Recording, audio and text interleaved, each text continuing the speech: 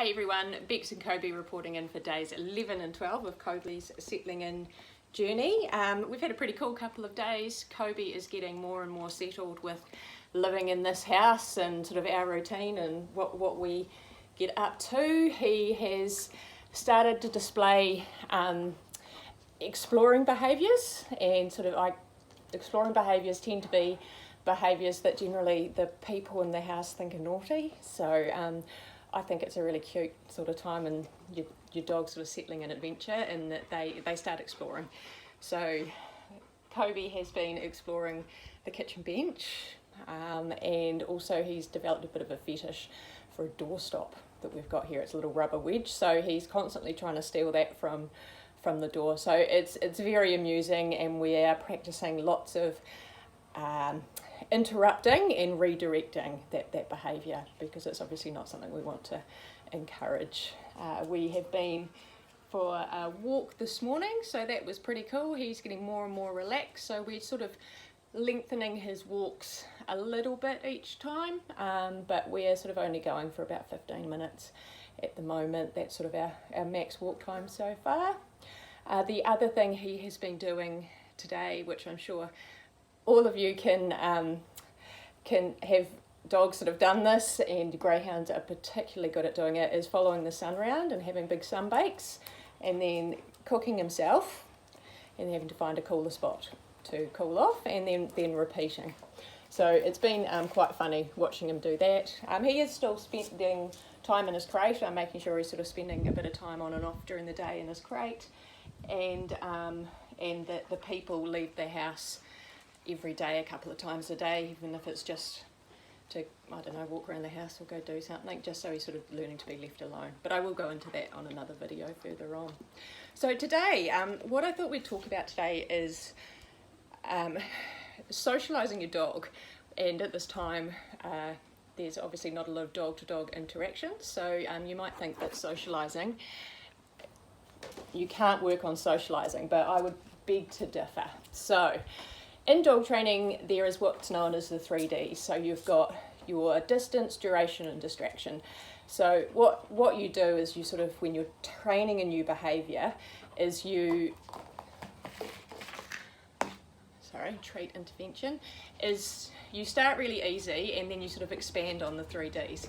So an example of that would be with the clicker training that we've been doing with the sticking the nose on the container. Distance would be moving the container further and further away from me and expecting the same sort of response from him. So you do that quite gradually. The duration, an example of that is if you're teaching sort of sit stays or down stays or stand stays, you wouldn't go into it expecting a 5-minute stay off the bat. You would build up to that quite sort of strategically and quite carefully. So you just move your expectations of the duration quite slowly, so your dog is continuing to be successful at that.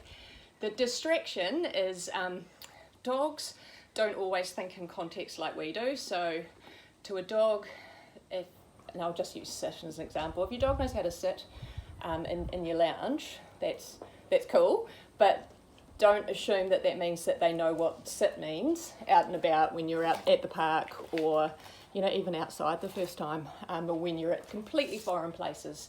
So dogs don't think in context the same way that we do. So if you're teaching something, it's a really good idea to start in a really low distraction environment. So that's usually at home. Inside can be better than outside, and then build sort of your training to other places. And when, of course, you take a step to another place, you lower your criteria. So that means you sort of go back to basics a little bit to start with. So I just thought I'd go over those. If you've got any questions, pop them in the comments, and we can go into that further. So with the dog reactivity, whenever anyone sort of approaches me with a problem, I do like to say, what would you like your dog to do instead?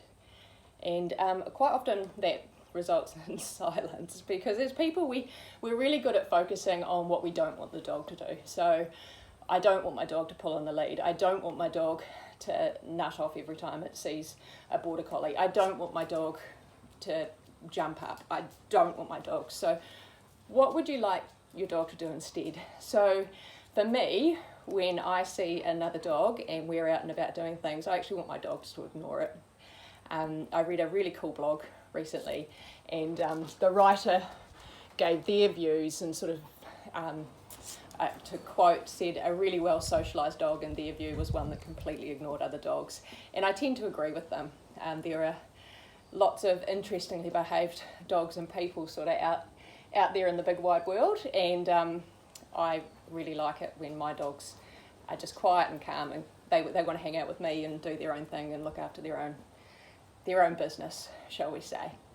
So at the moment we are all in this sort of COVID-19 slowdown period, so it's a great opportunity to start working on those behaviours that you want your dog to do. So I thought I'd give, using the wee coaster, we'd demonstrate a couple of things that you can work on at home, and you can start these inside and then move to outside, and then maybe take them down your driveway and then slowly sort of take them out on the street and out on your walks. So the first one, and of course we've got treats, is an about turn. So an about turn is actually it's a dog obedience move if you've ever done any competitive sort of dog sports. Wait, stop chopping the wood. And effectively what it is you want your dog to hug your leg as you turn around, so you turn around the whole way. And it's really good for redirecting, changing direction quickly, or just shoving a couple in to keep interest on you with your dog, so you're not just boring and sort of wandering along at the same place. Same pace, it adds a little bit of interest. So to teach that, what you do is you grab a treat, and I'm just this is luring, so this is a luring behaviour, so I'm just going to lure Kobe around my leg. Good boy, yeah, and again, good boy. So that's how you start teaching it, and over time, as they get the hang of it, you'd stop having treats in that hand and you'd just sort of lure them around with fingers. And once they were doing that really confidently, you could add a cue to it. So it might be close or turn or whatever you decide your word is, but what you would do is you'd sort of be walking along, say turn, do your hand signal, and then reward. So that's really quickly how you move on from that. So I'll show you it once again. Come on, you. So we're going to line him up.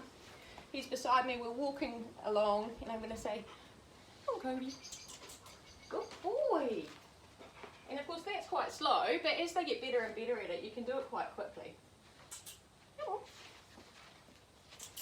Come on. Don't drop treats on the ground when you're trying to do it. Come on. Good boy. Good boy, yeah. Good lad.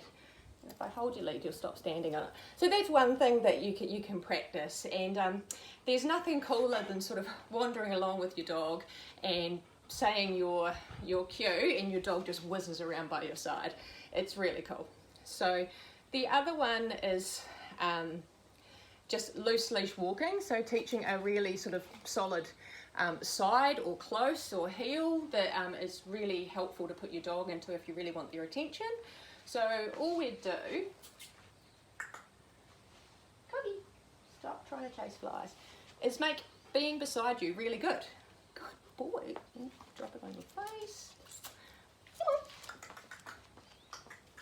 No, we don't need to chase bugs. Good boy. Yeah. So we're just making being beside you a really good place to be. Yeah, good boy. Cool. And the other one is, which is awesome for creating distractions if you practice it, is a game called Find It. And I use this a lot when sort of teaching new dogs new stuff. So all it involves, we'll just set this guy up so you can see it. I'm just going to lure him around. So we're walking along, Cobby, find it, and you just roll the tree down in front of you and keep walking. Good boy. And then you've looked up at me, so you're going to get rewarded again for that. So we'll try that again. Come on, don't need to go. Costa. Good boy, find it. Good boy. Find it. Good boy. So, and as they learn that cue, it can be super useful. And to give an example, is you see a fluffy wee cat sort of coming and your dog's not super awesome with cats, you can do a quick find it and then a quick about turn and you're out of there before there's been any dramas or anything sort of untowards happened or there's been any incidents. So I really encourage you guys to have a go with that stuff with your dog and let me know how you get on. So we're checking out, we will be back in touch tomorrow. I think this guy needs a nap. The sunbathing has obviously taken it out of him. He's a little bit panty and I think feeling a little bit warm. So we'll catch up with you guys soon. Bye.